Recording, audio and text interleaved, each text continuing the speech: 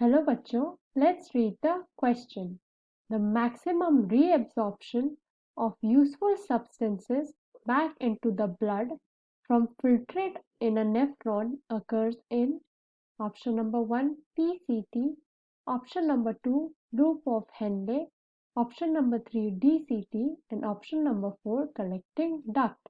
तो इस क्वेश्चन में बताना है कि फिल्ट्रेट में से जो मैक्सिमम रीअब्जॉर्प्शन होता है ऑफ यूजफुल सब्सटेंसेस जो कि ट्रांसफर हो जाते हैं बैक टू द ब्लड, ये प्रोसेस हमारी किसमें अकर होती है। तो आज हमारा की कॉन्सेप्ट है रीएब्जॉर्प्शन। तो आज हम समझेंगे अबाउट रीएब्जॉर्प्शन। तो रीअब्जॉर्प्शन हमारी एक प्रोसेस होती है जिसमें हमारा प्री यूरिन स्टेज पर हमारा एब्जॉर्ब होता है वाटर एंड सॉल्यूट्स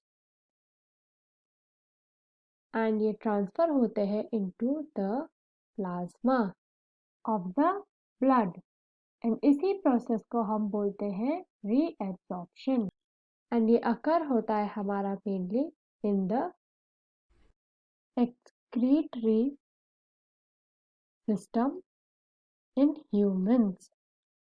तो एक्सक्रीटरी सिस्टम में हमारे प्रेजेंट होते हैं organs like kidney,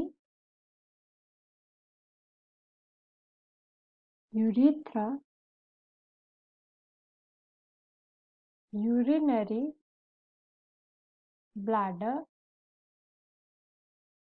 and pair of ureters. तो ये सारे ऑर्गन्स हमारे कंसिस्ट होते हैं in the excretory system.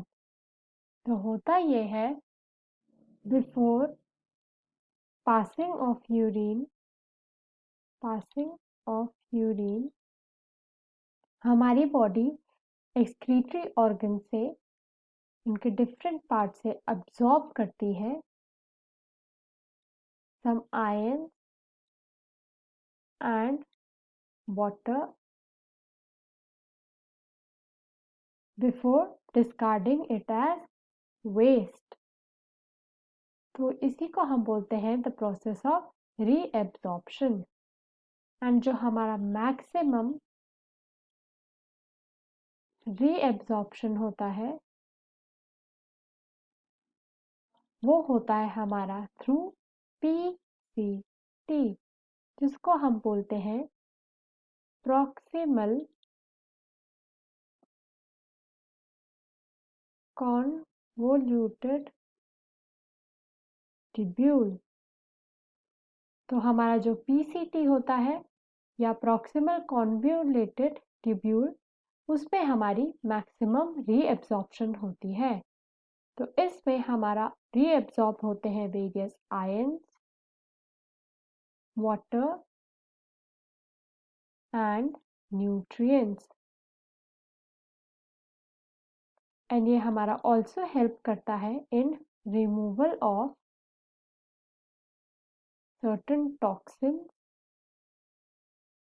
And हमारा मेंटेन करता है आयोनिक बैलेंस।